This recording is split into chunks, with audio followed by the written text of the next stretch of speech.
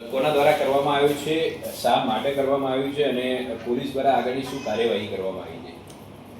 ગઈકાલે સાંજના સમયે વટવામાં સાંઈ રો હાઉસ જ્યાં આગળ સોસાયટીમાં માતાજીના ગરબા થતા હતા એ મંડપમાં પાણી ભરાયેલું હોય એટલે ફરિયાદી અને સાહેબ એ પાણી દૂર કરવાની કાર્યવાહી કરતા હતા.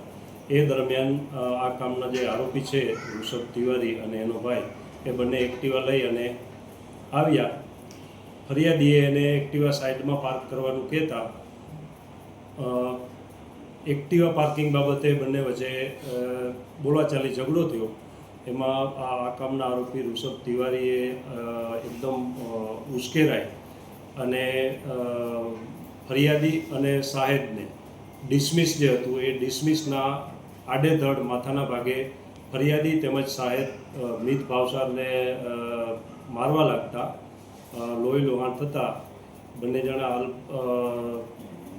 સારવાર હેઠળ છે પ્રાઇવેટ હોસ્પિટલમાં. અને જે અંગે વટવા પોલીસ સ્ટેશનમાં ભારતીય ન્યાય સંહિતાની કલમ 109, 115(2), 351(3), 54 તથા જીપીએફ કલમ 135(1) મુજબનો ગુનો રજીસ્ટર કરી આગળની તપાસ તજવીજ ચાલુ છે. સાહેબ, આરોપીઓની ધરપકડ કરવામાં આવી છે કે કેમ અને આરોપીનું બેકગ્રાઉન્ડ શું છે, શું કરે છે? આ કામે કુલ 2 આરોપીઓને રાઉન્ડ અપ કરવામાં આવેલ છે. ઋષભ તિવારી અને સૌરભ તિવારી બંને ભાઈઓ છે.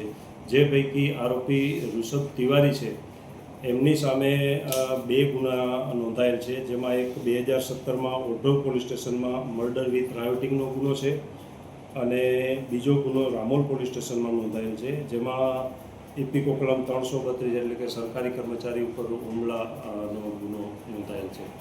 આપણે કઈ કિલોમીટર ગુનો દાખલ કર્યો?